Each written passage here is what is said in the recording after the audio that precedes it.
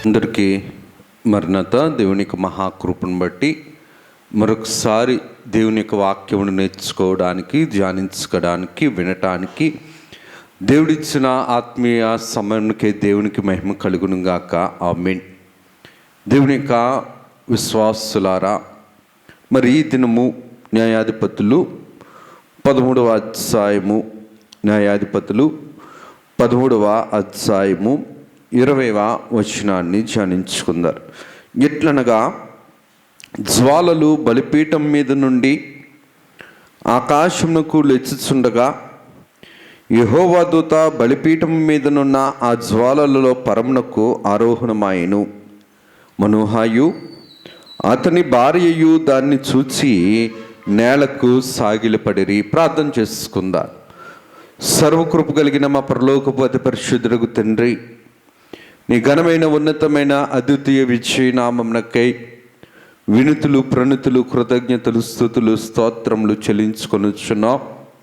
కొద్దివారము నీ మాటను మాకు బోధించుము, నేర్పించుము, వినిపించుము. గ్రహించుకొనగలిగే జ్ఞానమును మాకు అందించుము. వినగలిగే కుదురుబాటును, ఆత్మీయ కుటుంబముగా మార్చుకొనగలిగే ఆసక్తిని ఆత్మీయ జీవితంలో మాకు అందించి నీ మాట ద్వారా మమ్మలను నడిపించుకొని మీరు మహిమను, మీరు ఘనతను, మీరు కీర్తిని, మీ ప్రభావములను పొందుమని మహిమనాథుడును శ్రేష్ఠ పాలకుడును ఏకరక్షకుడు యేసు నామమున అడుగుచున్నాము తండ్రి. ఆమేన్. త్రిత్వదేవుని దీవెనాశీర్వాదములు, మేలులు, ఉపకారాలు ప్రభు నిండుగా మెండుగా అనుగ్రహింపచేస్తూ సమస్త అపకారాలు, అస్వస్థతలు తొలగిస్తూ ప్రభు తన ఆత్మీయ శక్తిని మన పట్ల రుజువుపరిచి ప్రభు మహిమ పొందును గాక. ఆమేన్. దేవుని యొక్క విశ్వాస జీవితంలో క్రైస్తవ కుటుంబము దేవుని శక్తితో నడవలసింది. క్రైస్తవ కుటుంబము దేవుని భక్తుల్లో పెరగవలసింది. క్రైస్తవ జీవితము శ్రమలతో ముడిపడి ఉంటుంది. క్రైస్తవ జీవితము ఎల్లప్పుడూ కూడా దేవుని మీద విశ్వాసంలో నిరీక్షణ కలిగి ఉండవలసిన కుటుంబముగా మనము నడవలసిన వారమై ఉన్నాం. దేవుని యొక్క వాక్య ప్రకారం చూడగలిగితే గనక దేవుని ఏర్పాటులో భయభక్తులు కలిగిన కుటుంబం ఎల్లప్పుడూ కూడా దేవుని పట్ల నిబద్ధత కలిగి, దేవుని పట్ల నిరీక్షణ కలిగి, దేవుని పట్ల విశ్వాసం కలిగిన కుటుంబముగా దేవుడు ఎప్పుడు కూడా ఏర్పాటు కుటుంబాన్ని నడిపించుకుంటాడు. చదువుకున్న అధ్యాయంలో జాగ్రత్తగా గమనిస్తే కనుక ఇక్కడ మనకి ఒక దైవ భయభక్తులు కలిగిన భార్యాభర్తలు మనకు కనబడుతున్నారు. ఈ భార్యాభర్తలు దేవుని సన్నిధిలో భయము కలిగిన వారు, భక్తి కలిగిన వారు, దేవుని మీద విశ్వాసం కలిగిన వారు, దేవుని ఆత్మీయ జీవితంలో నడుస్తున్న కుటుంబం.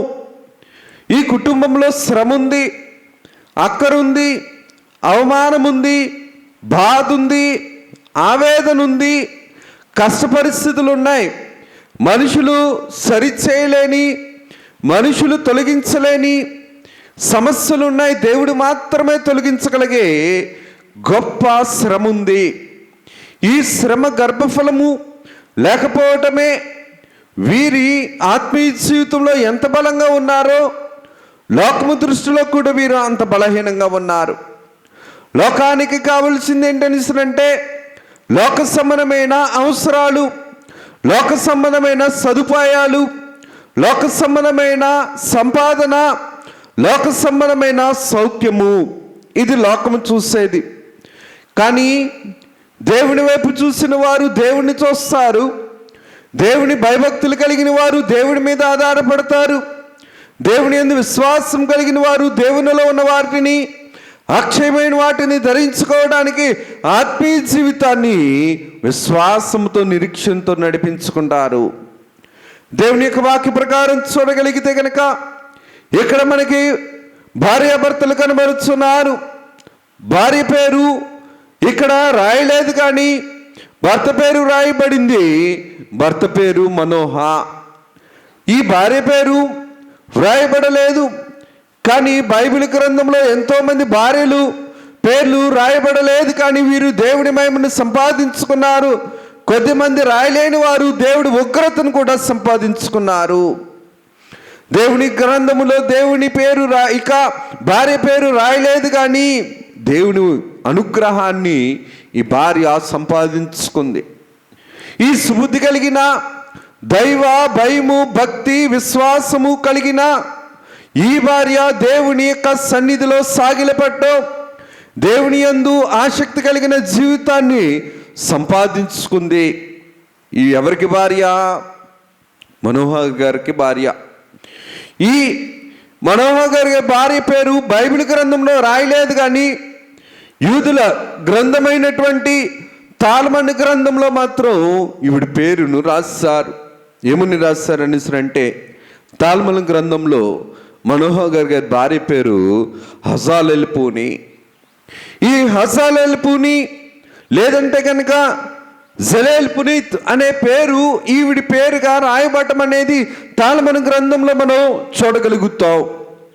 అనగా హజాలెల్పూని అనగా నీడను విశ్రమించేది, నీడను చేరేది, నీడను జీవించేది, మహోన్నతిని నీడను, మహిమ కలిగిన నీడను, దేవుని యొక్క విశ్వాసము నీడలో నిరీక్షణ కలిగిన, మరి దైవ భక్తి కలిగిన భార్యగా ఈ యొక్క మనోహర్ గారి భార్యను మనం చూడగలుగుతున్నాం.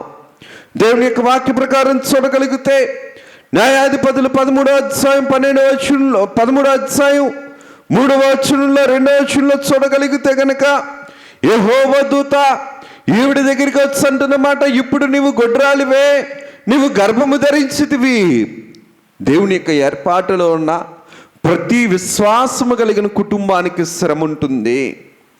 ఇది మనుషులలో ఒక ముళ్ళుగా ఉంటున్న శ్రమ, ఒక అవమానంగా ఉంటున్న శ్రమ, మనుషులు భక్తిని వెక్కిరించే శ్రమ, భక్తిని ఎగతాళి చేసే శ్రమ, విశ్వాస జీవితాన్ని పాడు చేయటానికి ఇది ఒక శ్రమగా, సాధనముగా ఉంటుంది. కానీ భక్తి కలిగిన జీవితంలో, విశ్వాసం కలిగిన జీవితంలో దేవుణ్ణి చూస్తాం, కానీ లోకంలో ఉన్నటువంటి సదుపాయాలను మనం చూసుకో.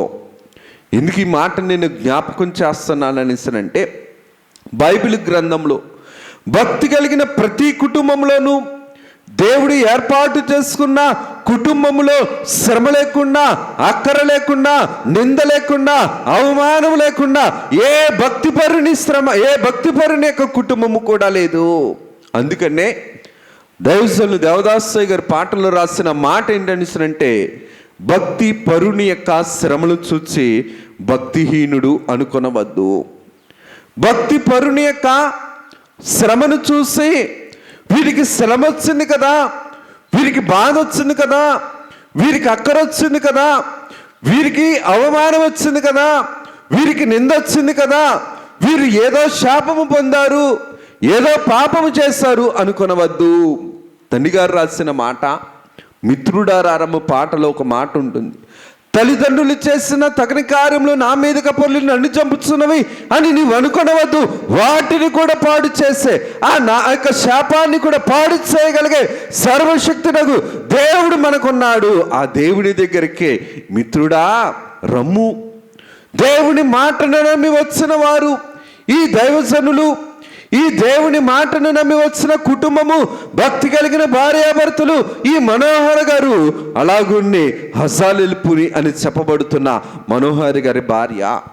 ఈ మనోహర్ గారి భార్య దేవుని యొక్క వాక్యాన్ని బట్టి చూడగలిగితే గనక, దేవుడు రాయించిన మాటను చూస్తే ఈ మనోహనగా విశ్రాంతి. ఈ విశ్రాంతి తీసుకుంటున్న పేరును సార్థకం చేసుకున్న వారు ఈ భార్యాభర్తలు ఇద్దరు కూడా. మనోహ అనగా విశ్రాంతి, హజాలెల్పుని అనగా నీడను నివసించుట. మహోన్నతుని నీడను నివసించిన వారిగాను, మహోన్నతుని నీడను విశ్రమించిన వారిగాను ఉన్న కుటుంబము ఈ మనోహర్ గారి కుటుంబము.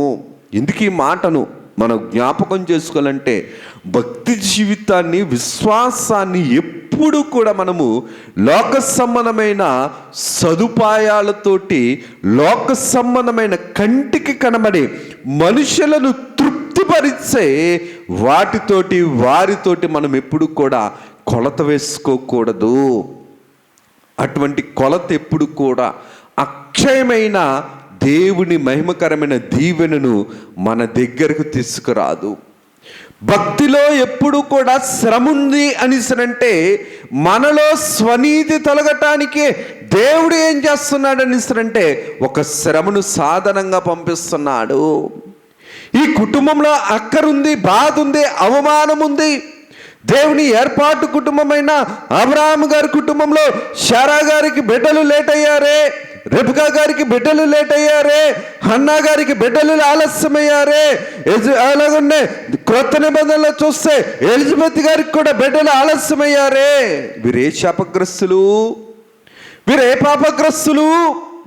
కారణం ఏంటనిస్తానంటే దేవుని యొక్క ప్రత్యేకమైన ఉనికి కలిగిన బిడ్డ భూమి మీదకు రావటానికి దేవుని ఏర్పాటై ఉన్నది. దేవుడు తన కుమారుణ్ణి తగిన కాలమందు భూమి మీదకు పంపించాడు. దేవుడు తన యొక్క చిత్తమును నెరవేర్చడానికి ఒక కాలం అనేది ఉంది. అందుకనే ప్రసంగి గ్రంథంలో మనం చూస్తే కనుక కట్టడానికి, పడగొట్టడానికి, ముద్దు పెట్టుకోవడానికి, హత్తుకోవడానికి, కోప్పట్టడానికి, ప్రతి దానికి కూడా ఒక సమయం అనేది ఉంటుంది. భక్తి జీవితంలో ఈ యొక్క హజాలేలు పుని అనే ఈ మనోహ గారి భార్య ఎటువంటిది అనిసరంటే దేవుని సన్నిధిలో దేవుని ప్రత్యక్షత కలిగిన స్త్రీ, దైవజనురాలు. ఈ భార్య భర్తతో సమానంగా దేవుని మందిరానికి వెళ్ళింది. భర్త యొక్క భక్తిని చూసి ఎగతాళి చేయలేదు, ఎలాకోలం చేయలేదు. తనకున్న ప్రతికూలతను చూసి దేవుని విడిచిపెట్టలేదు, వేరొక లోకము వైపు ప్రయత్నము చేయలేదు. నీతి కలిగిన భక్తి పర్రాలు, నీతి సూర్యుని చూస్తూ భక్తి సాధనలో ఉన్న భక్తి పర్రాలు ఈ భార్య. ఎందుకు ఈ మాటను నేను జ్ఞాపకం చేస్తానంటే న్యాయాధిపతులు 13వ అధ్యాయంలో ఉంటుంది. దాను గోత్రికులు, దాను గోత్రంలో ఉన్నవారైనా, జోర్యా అను పట్టణంలో వీరు నివసిస్తున్న వారైనా సరే, భర్త భక్తిపరుడైనా సరే, ఉన్న శ్రమను బట్టి, ఉన్న అవమానమును బట్టి దేవుని మీద నింద వేయని భక్తిపరురాలు. లోకమును చూస్తూ, లోకంలో ఉన్న వారిని చూస్తూ నాకు అది లేదే అని చెప్పి సనుక్కొనని భార్య ఈ యొక్క జలేలేలి పునీత్ అనగా మనోహ గారి భార్య. ఎందుకు ఈ మాటను నేను జ్ఞాపకం చేస్తున్నాను అనిస్తానంటే ఇంత భక్తి ఉంది కదా, ఎటువంటి కుమారుడు పుట్టాడు అనిస్తానంటే బైబిల్లో ప్రత్యేకత కలిగిన స్థితిని సంసోను వంటి వారిని దేవుడు ఈ తల్లికి ఇచ్చాడు. ఎందుకు ఈ మాటను నేను జ్ఞాపకం చేస్తున్నాను అనిస్తానంటే ఈ భార్య దేవుని వినయము కలిగింది, దేవుని సన్నిధిలో భక్తి కలిగింది, వినయ విధేయతలు కలిగిన భార్యగా ఈ యొక్క హజాలేలు పునీత్ అన్న ఈ దైవ భక్తి కలిగిన అనగా మనోహ గారి భార్య అంతటి దైవ సన్నిధి అనుభవం కలిగిన స్త్రీ. దేవుడిని చూశారు కదా, గర్భము లేని వారు దేవుని చూశారు కదా.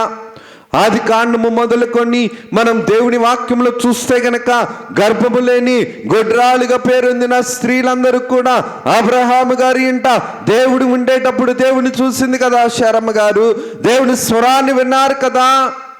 అలాగున్నే హన్నా వంటి వారు తన ఆత్మను దేవుని మందిరంలో కుమ్మరించారు కదా. అలాగున్నే దేవుని దేవదూత గారైన వారు ఆ యొక్క ఎలిజబెత్ గారి దగ్గరికి వచ్చి దేవుని ప్రత్యక్షతను అందించారు కదా. ప్రతి ఒక్కరు కూడా దేవుని సన్నిధిలో దేవుని ప్రత్యక్షతను అందుకొని గొడ్రాలు అన్న పేరును తొలగించుకున్నారు.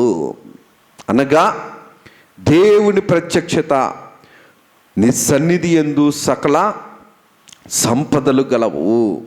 దేవుని భక్తి సాధన ఎప్పుడు కూడా అక్షయమైన దీవెనిస్తాది.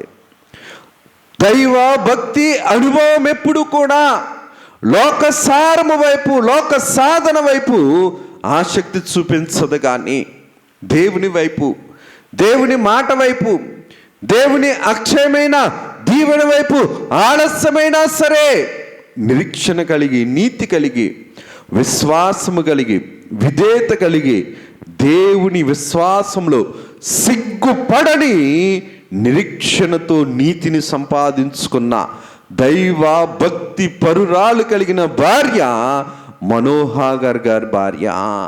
ఎందుకు ఈ మాటను నేను జ్ఞాపకం చేస్తున్నాను అనిస్తానంటే బైబిల్ గ్రంథములో బిడ్డలు లేక అబ్రహాము వంటి వారు అనగా రెబెకా శారమ్మ గారి విషయంలో, రెబెకమ్మ గారి విషయంలో, హన్నా గారి విషయంలో, ఈ యొక్క ఎలిజబెత్ గారి విషయంలో లోకము చాలా చాలా చాలా ఎన్నో ప్రతికూలతలు, ఎన్నో అవమానములు, ఎన్నో నిందలు, ఎన్నో హేళనలు, ఎన్నో ప్రతికూలమైన మనసులో ఉన్న బాధ పైకి చెప్పుకోలేని ప్రతికూలమైన పరిస్థితులు ఎన్నో కూడా లోకంలో ఎదుర్కొంటారు.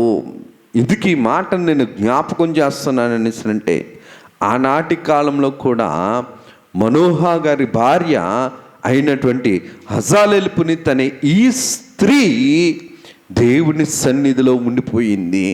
నిలకడగా ఉంది, నిరీక్షణ కలిగి ఉంది, విశ్వాసం కలిగి ఉంది, అడిగింది, యాచించింది, ప్రార్థన చేసుకుంది, భర్తతో ప్రార్థన చేసుకుంది. భార్యాభర్తలు ఇద్దరు కూడా ఇరువురు ఏకమై ఏక మనసుతో ప్రార్థన చేశారు సంతానం కోసం. అయ్యా, సిగ్గుందయ్యా, అవమానం ఉందయ్యా, నింద ఉందయ్యా, బాధ ఉందయ్యా, వేదన ఉందయ్యా, ఎగతాళి ఉందయ్యా, హేళన ఉందయ్యా.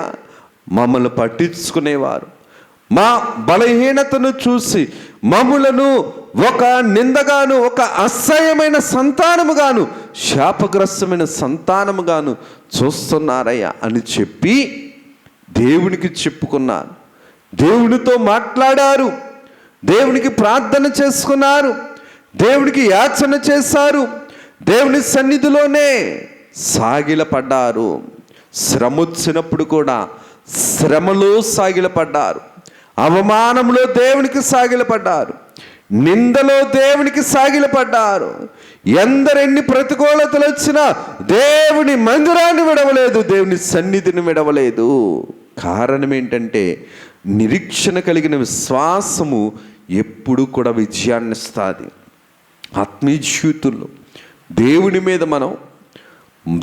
మీద మాత్రమే మన విశ్వాసాన్ని మనం సంపాదించుకోవాలి. ఎందుకు ఈ మాటను నేను జ్ఞాపకం చేస్తున్నానంటే, 13వ అధ్యాయం 3వ వచనంలో చూస్తే గనక దైవ భయము ఉంది, దైవ ప్రత్యక్షత ఉంది, దైవ సన్నిధిలో శ్రమను బట్టి నిరుత్సాహపడని స్థితి ఉంది. ఎన్ని శ్రమలు వచ్చినా, ఎన్ని బాధలు వచ్చినా, ఎన్ని ప్రతికూలతలు వచ్చినా, ఎంతమంది ఎంత ఎగతాళిగా చూసినా సరే నిరుత్సాహపడలేదు, శ్రమను బట్టి కుమిలిపోలేదు, శ్రమను బట్టి అసలు దేవుడు ఉన్నాడా, దేవుడు ఉంటే నాకు ఈ శ్రమ కలుగు చేస్తాడన్నా ఎగతాళి విశ్వాసము రానివ్వని భక్తి పరురాలు ఎవరనిసనంటే మనోహర గారి భార్య. ఎందుకు ఈ మాటను మనం జ్ఞాపకం చేసుకోవాలంటే, దేవుని వాక్యం చెప్తుంది, శోధనను సహించువాడు ధన్యుడు. ఆలస్యమైందంత మాత్రాన అవి నెరవేరకుండా ఉండవు కదా. కాలము పరిపూర్ణమైనప్పుడు ఖచ్చితముగా దేవుడి కార్యాన్ని జరిగిస్తాడు. కాలము పరిపూర్ణమైనప్పుడు దేవుడు తన కుమారుణ్ణి ఎలాగైతే పంపించాడని గలతీ పత్రికలు మనం చెప్పుకుంటాము. కాలము పరిపూర్ణమైనప్పుడు ఇస్సాకునిచ్చాడు, కాలము పరిపూర్ణమైనప్పుడు సంసోను గారిని ఇచ్చాడు, కాలము పరిపూర్ణమైనప్పుడు సమూయేలు గారిని ఇచ్చాడు, కాలము పరిపూర్ణమైనప్పుడు బాప్తిస్మిచ్చు యోహాను గారిని ఇచ్చారు. ఈ కాలములో, పరిపూర్ణము కాని కాలములో ఎంత ప్రార్థనా జీవితంతో దేవుని దగ్గర మనం ఉంటున్నాం. పరిపూర్ణము కాని కాలములో దేవుని మీద ఎంత నిరీక్షణ కలిగి ఉంటున్నాం. ఎన్ని నీతి కలిగిన ప్రార్థనలు చేస్తున్నాం, ఎంత నీతి కలిగిన, యథార్థత కలిగిన, దైవ ప్రేమ కలిగిన, దైవ క్షమాపణ కలిగిన, దైవ న్యాయము కలిగిన ప్రార్థనలు మనం ఎన్ని చేసుకుంటున్నాం. దేవుడు ఎప్పుడు కూడా యథార్థవంతుల మొరల వైపు ఆయన చెవి యొగ్గి ఉంటుంది అని వాక్యంలో మనం చూస్తాం. యథార్థత లేని భక్తి, యథార్థత లేని ప్రార్థనా జీవితం వాక్యం అంటుంది, వారి ప్రార్థన పాపము అగునుగాక. ఎవరి ప్రార్థన? పాపమును, దేవుని దైవ లక్షణాలు లేని ఆత్మీయ జీవితంలో ఆత్మీయ వరములు ఫలము లేని ప్రార్థనా జీవితం ఎప్పుడు కూడా పాపముగానే ఉంటుందేమో. ఎందుకు ఈ మాటని నేను జ్ఞాపకం చేస్తున్నా అంటే, ఈ హజాలెల్ పునీత్ అనే ఈ యొక్క దాను వంశీయురాలైన జొరియా పట్టణస్థురాలైన మనోహర్ గారి భార్య అయినటువంటి సంసోను గారికి తల్లి అయినటువంటి ఈ స్త్రీ ఖచ్చితమైన నీతిపరురాలు, భక్తిపరురాలు. భర్త యొక్క భక్తిని కాపాడింది, తన భక్తిని కూడా శ్రమలో కాపాడుకుంది. భక్తిని కాపాడుకుంటూ నీతిని సంపాదించుకుంటూ నీతి సూర్యుని యొక్క సన్నిధిలో సాగిలపడిన సాత్వికము కలిగిన భక్తిపరురాలు యొక్క హజాలెల్ పునీత్ అనగా మనోహర్ గారి భార్య. మనం కూడా మన యొక్క విశ్వాస జీవితంలో, మన యొక్క ప్రార్థనా జీవితంలో అక్కరుంటుంది, శ్రమ ఉంటుంది, బాధ ఉంటుంది, నింద ఉంటుంది, శోధన ఉంటుంది, చిక్కు ఉంటుంది, అప్పు ఉంటుంది, అనారోగ్యం ఉంటుంది, ఆవేదన ఉంటుంది, ఆయాసం ఎన్ని ఉన్నా సరే, ఎన్ని ప్రతికూలతలు ఉన్నా సరే, అయ్యగారి మాటలో చెప్పాలంటే కష్టం వచ్చినా నష్టం వచ్చినా ఇష్టమున్నా ఇష్టం లేకపోయినా దేవుణ్ణి శ్రేష్ఠ అనుట మేలు అన్న సాధన చేసిన దైవ భక్తి కలిగిన భార్య ఎవరనిస్తానంటే మనోహర్ గారి భార్య. ఎందుకు ఈ మాటను నేను జ్ఞాపకం చేస్తానంటే, జ్ఞానవంతురాలు ఇల్లు కట్టుకొనును. ఇట్టి జ్ఞానము దేవుని యందు భయభక్తులు కలిగి ఉంటే జ్ఞానము.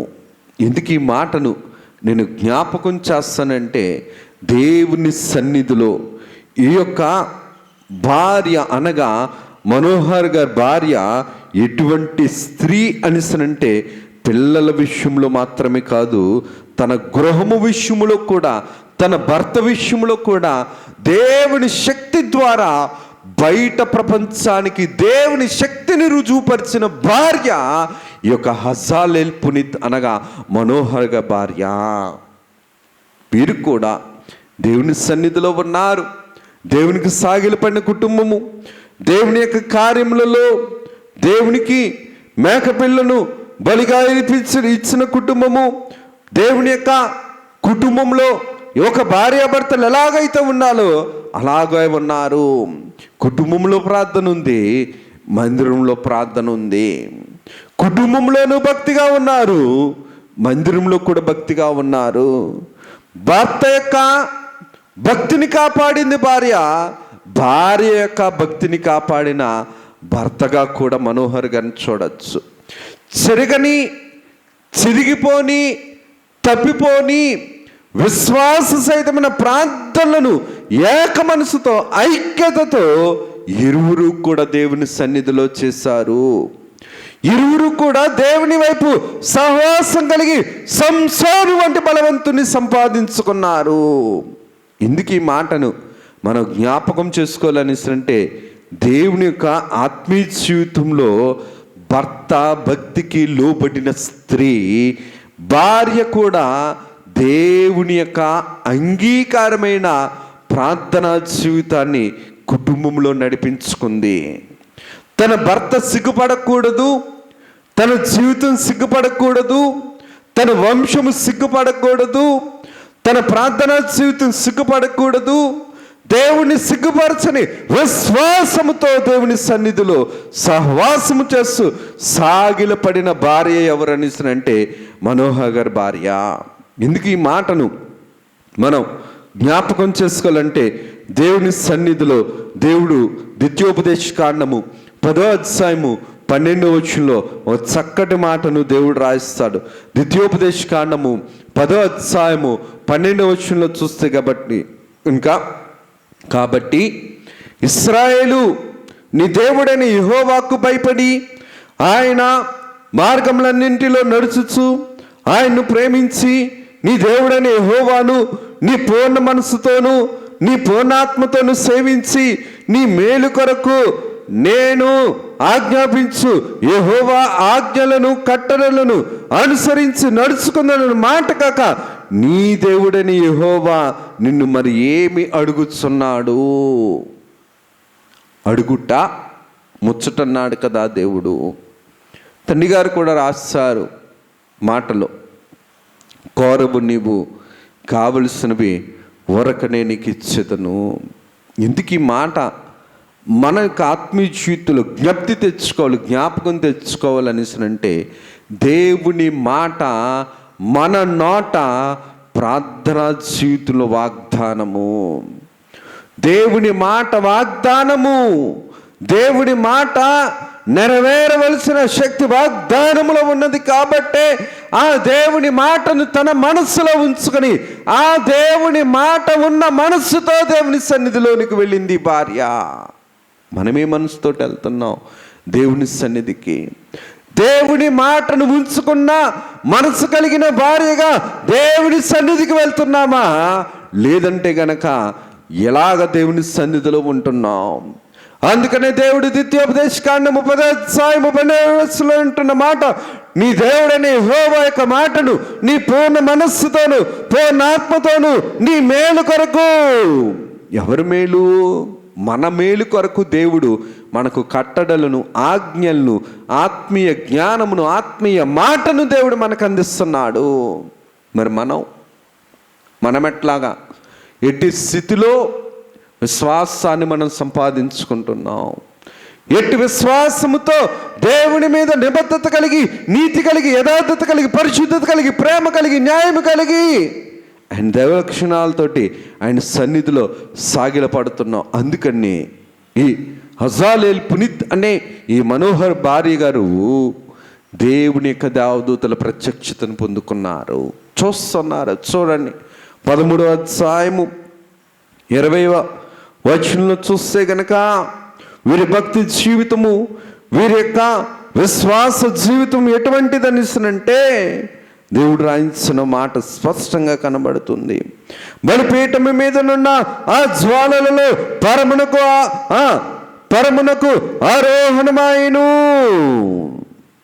ఆరోహణమాయట అనగా వీరి ప్రార్థనలో దైవ ప్రత్యక్షత ఉన్నది. వీరి విశ్వాసంలో దైవ సాధన ప్రతిఫలముగు దైవ ప్రత్యక్షత ఉన్నది. మనకే ప్రత్యక్షత? పాపపు ప్రత్యక్షత, లోకపు ప్రత్యక్షత, శాపపు ప్రత్యక్షత. ఎన్నో మట్టి జ్ఞానం మట్టినే ఆలోచిస్తుంది, లోక జ్ఞానం లోకాన్ని ఆలోచిస్తుంది. అందుకనే దేవుని యొక్క మాట అంటుంది, దేవుని యొక్క ఆత్మ కలిగిన వారు పైనున్న వాటి కోసం ఆలోచిస్తారు, దేవుని ఆత్మ లేని వారు క్రిందున్న వాటి కోసం ఆలోచిస్తాం. ఈ యొక్క మనోహర భార్య హజాలేల్ పునీత్ అనే ఈ భక్తిపరురాలు దేవుని వైపు చూసింది. కోరవు నీవు కావలసినవి ఊరకనే నీకు ఇస్తాను. ఉచితముగా దేవుడు ఇచ్చేవాడు కదా. సిగ్గును అవమానమును కొట్టివేసే దేవుడు, సర్వ ఉపకారములు చేసే దేవుడు, సర్వ అపకారములు తొలగించే దేవుడు యేసు క్రీస్తు ప్రభు దగ్గరకు వచ్చిన మనము ఎట్టి విశ్వాసాన్ని కలిగి ఉంటున్నాం? ఏ మనసును కలిగి ఉంటున్నాం? ఏ ఆలోచన కలిగి ఉంటున్నాం? ఏ ఉద్దేశం కలిగి ఉంటున్నాం? ఎట్టి స్థితిలో దేవుణ్ణి మనం చేరుకుంటున్నాం? విశ్వాసాన్ని కాపాడుకునే భక్తితో మనం వస్తున్నామా? విశ్వాసాన్ని పాడు చేసుకుంటూ నామకార్థంగా వస్తున్నామా? దేవుని సన్నిధిలో భార్య నిజంగా దేవుడు అంటున్న మాట, సుబుద్ధి కలిగిన భార్య దేవుడిచ్చిన బహుమానం. సుబుద్ధి కలిగిన భార్యను దేవుడు మనోహర్ గారికి ఇచ్చారు కాబట్టి ఇంటిని చక్కబెట్టుకుంది, భర్తకు గౌరవాన్ని ఇచ్చింది, బిడ్డలో వంశాన్ని నిలబెట్టింది, దేవుని కార్యక్రమాన్ని జరిగించుకుంది. స్త్రీ దేవుని శక్తిని బట్టి, దేవుని యొక్క దైవశక్తి ఎటువంటి అవమానమైనా సరే, నిందరైనా సరే సిగ్గుపరుస్తుంది. అపజయాన్ని కలిగించేది దేవుని యందు భయభక్తులు కలిగిన దైవశక్తి, దైవ ఆలోచన, దైవ నిబద్ధత. అందుకనే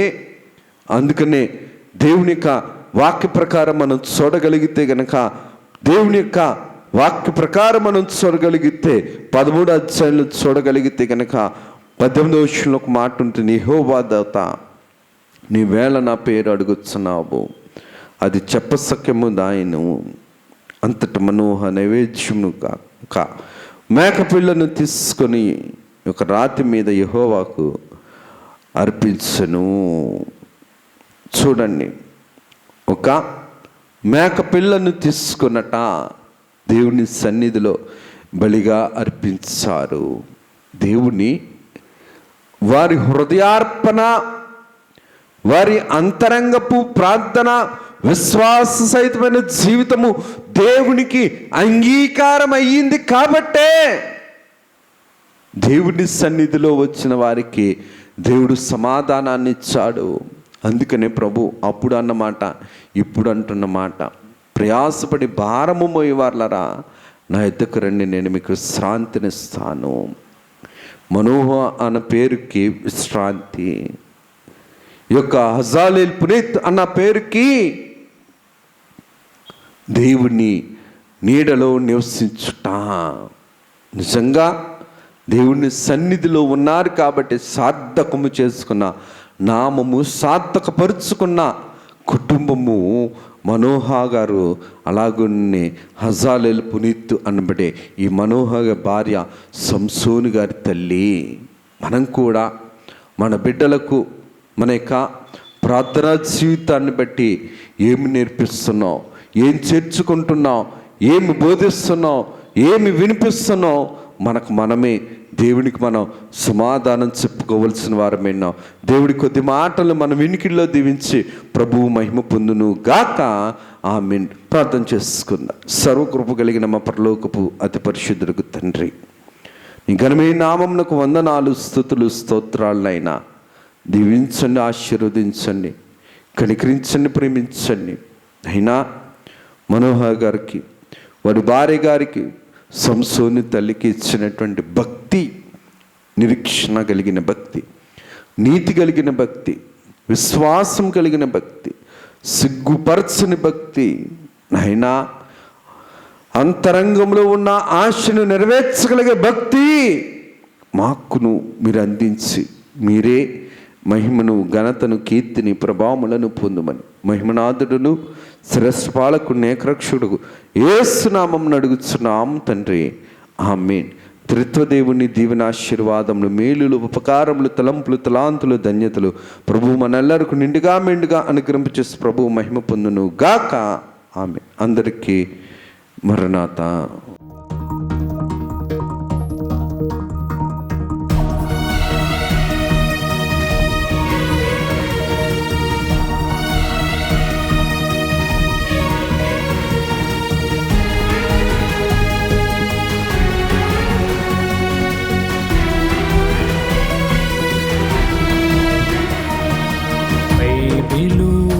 ప్రకటన, బయలుపరచిన ప్రకటన, యేసయ్య ప్రకటన, దాసయ్య ప్రకటన, పరలోక ప్రకటన, పరిశుద్ధ ప్రకటన, యేసయ్య ప్రకటన, దాసయ్య ప్రకటన, పరలోక ప్రకటన, పరిశుద్ధ ప్రకటన.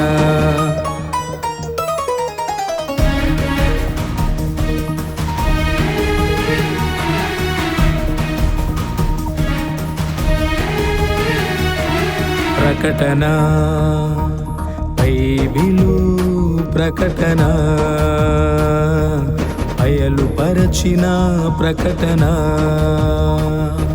విమలాత్మ ప్రకటన, విజయాత్మ ప్రకటన, విశ్వాసికి ప్రకటన, విజ్ఞాపన ప్రకటన, విమలాత్మ ప్రకటన, విజయాత్మ ప్రకటన, విశ్వాసికి ప్రకటన, విజ్ఞాపన ప్రకటన.